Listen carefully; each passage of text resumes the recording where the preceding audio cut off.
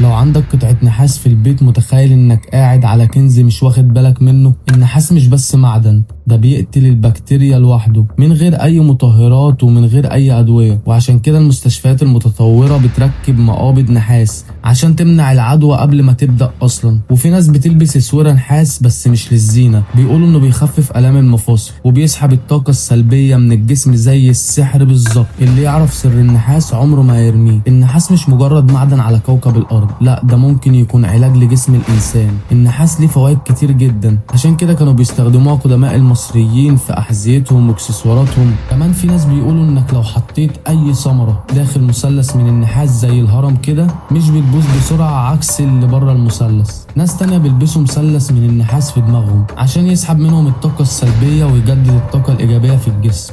وبيقولوا ان البكتيريا بتخرج من جسمك لما بيعمل لون اخضر في الجلد، يعني كده بيتفاعل مع الاملاح اللي في جسمك. في ناس كمان بيعملوه في اوض نومهم وعلى السرير بالتحديد. وبس كده. معاكم ابو فريدة من قناة دي سلطة. ما تنساش تعمل لايك وتشترك في القناة عشان بنزل حاجات غريبة وغامضة بتحصل على كوكب الارض. سلام.